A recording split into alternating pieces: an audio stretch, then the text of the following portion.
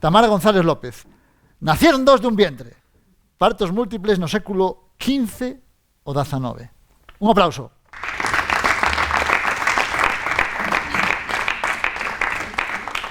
Ben, boas tardes, hola a todos. Eu, antes de nada, quero sumarme aos agradecementos do resto dos meus compañeiros pola organización e a oportunidade que sempre é mostrar a investigación que estamos a realizar.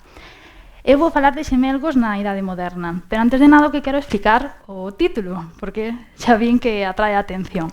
Nacieron dos dun vientre. Que fai referencia a isto? Fai referencia aos xemelgos, porque nas fontes da Idade Moderna, especialmente as anteriores ao século XVIII, é moi extraño atoparse o termo xemelgos e incluso mellizos. O máis habitual é atoparse dos niños dun vientre, nacieron dos niños dun parto, son hermanos e nacidos dun parto, fueron entrambos dun parto, ou incluso nació el primero e en un mismo instante nació el otro. Isto, sobre todo, tamén contrasta co feito de que, se miramos os dicionarios da época, por exemplo, no dicionario, a única ocasión na que atopamos o término mellizos fai referencia realmente a un visitador, é dicir, unha persona ilustrada que procedía da cidade de Lugo, que lle pon no libro parroquial da parroquia de Iré, dille o cura que non se comprendan en unha partida dos mellizos, sino que cada uno tenga partida. É a única ocasión na que nos libros parroquiais atopamos este termo. Do termo trillizos, dende logo xa nin falamos, porque nas poucas ocasións que os atopamos, realmente nació un niño e dos gemelos.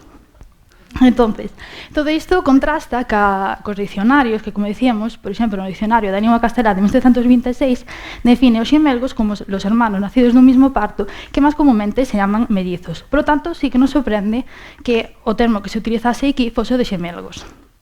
Ben, obviamente, nos séculos XV, XVI, XVII, un parto xa tiña os seus riscos de por sí, pero no caso dos partos múltiples todavía máis.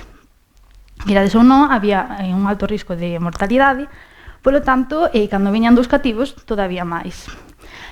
Esta curiosidade transmitiuse aos medios, e non foi extraño, sobre todo no século XVIII, no XIX, incluso no XX, atopar referencias ao nacemento, ao bautismo ou incluso á morte de irmáns xemelgos. Nos casos nos que era, sobre todo, moito, por exemplo, este quíntuple, eses aínda traspasaban fronteiras. Neste caso é de Valladolid, pero a prensa desta época, a prensa galega, chega a reflexar partos de mulleres de Rusia, de Grecia, que dicen que trouxeron 5, 6, 8 cativos. Por que esta curiosidade? Porque esta curiosidade non era só por parte da comunidade, senón tamén os propios ilustrados e intelectuais da época. Todo aquel nacemento que salía un pouco da normalía, do normal, era considerado monstruos. É dicir, non no termo, no significado que llevamos actualmente, senón no sentido de que se salía do normal. De aí que estes xemelgos se salisen do normal, porque o habitual era que unha muller trouxese só un cativo. Por lo tanto, dos nenos, aínda que non houbera malformacións ni ningún outro tipo de problema, fosen considerados tales. Ben, pero cal era a realidade? Era realmente infrecuentes os partos múltiples? Eran ben integrados? Eran denostados? Facíase que fosen señalados pola poboación? Pois na práctica, podedes ver, pois non eran o máis frecuente, pero dende logo tampouco era infrecuente. Así, a ollo, casi podemos decir que de cada 100 partos, un era múltiple. Eso, sobre todo, aumentaron a partir do século XVIII, sobre todo a finais do XIX. Por que? Pois por unha banda, porque mellorou a alimentación, polo tanto, os niveles para concebir xemelgos eran mellores, e por outra banda tamén porque mellorou a osterecía, é dicir, nos partos sobrevivían máis cativos. Por que facemos referencia a isto? Porque durante todo este período é posible que teñamos catalogados partos individuais cando realmente eran múltiples. Por exemplo, na partida de María Méndez, en 1851, en Muradelle, na zona de Chantada, a única referencia que temos a que tiña unha xemelga é que se incluye na partida que súa hermana muriendo inmediatamente si poder suplir as ceremonias de la iglesia. Por que? Porque estes cativos estaban afectados aínda máis que o resto de nenos pola mortalidade. Polo tanto, os nenos que non eran bautizados xa non eran registrados. De aí que corramos o risco de que partos individuais, partos xemelares, fonse catalogados como individuais. Ben, en xeral, hai un certo equilibrio. O 37% das parellas de xemelgos eran dous nenos, o 35% dúas nenas, e os que menos, as parellas mixtas, 28%. Destes cativos, Os trillizos, aínda que son excepcións, tamén temos exemplos. De máis de 19.000 partidas temos 3 casos. O primeiro, o máis recente, Andrés Crego e Teresa López, na Rúa Nova, aquí cerca. En 1850 nacen Baldomero Lorenzo, María Ángela e María Carmen. Desgraciadamente, só a última chegou a vivir máis de 2 meses. Case un século antes, Rosa Fernández, en Santiago de Fontaneira, dá a luz a María, Juana e Juan Antonio. E aínda antes, en 1759, San Cristóbal do Castro, Manuel Varela e Josefa de Moure son pais de María, Francisco e Teresa.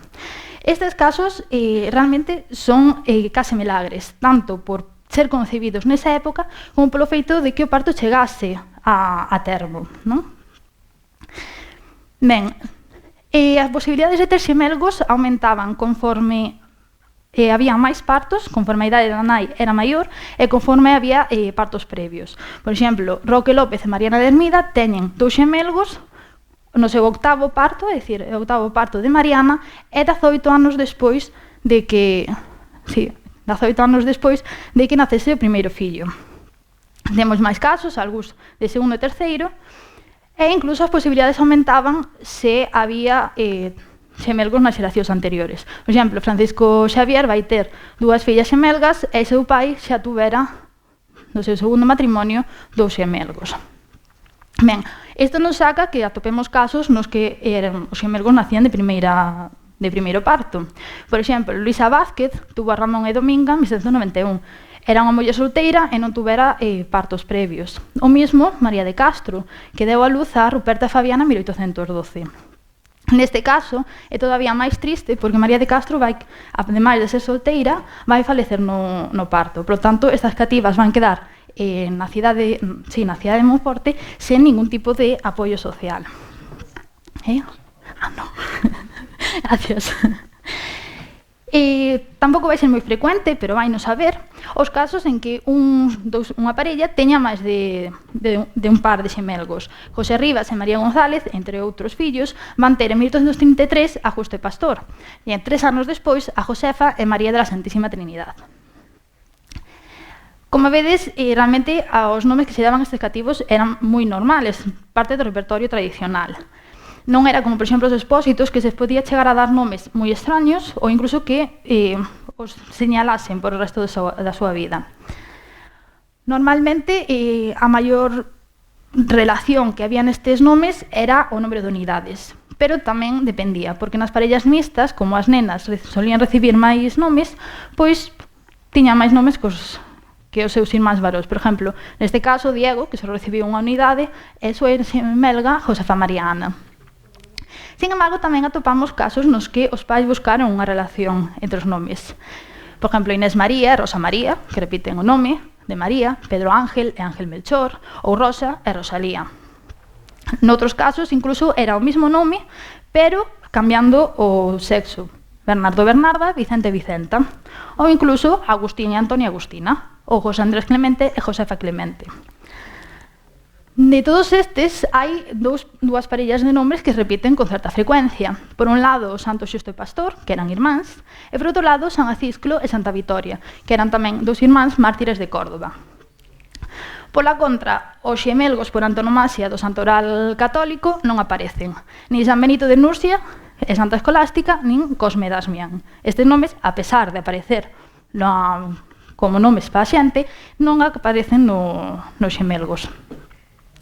Por que estes nomes se chegaron a repetir? Bueno, porque o 55% dos xemelgos recibiron as mesmas parellas de padriños. Eran, no bautizo eran as mesmas persoas as que o levaban a bautizar. Estas persoas adoitaban ser da familia ou veciños, sin maior diferencia co resto de cativos. Por lo tanto, en definitiva, só quero señalar a maior mortalidade que tiñen estes cativos, que a escasa relativa frecuencia destes cativos supuxo unha maior curiosidade por parte do seu entorno, que adoitaron ser os máis pequenos da casa, porque lo que vimos é esa estadística, pero que, de todas as formas, tuveron as mesmas vías de integración co resto de cativos. E ata aquí.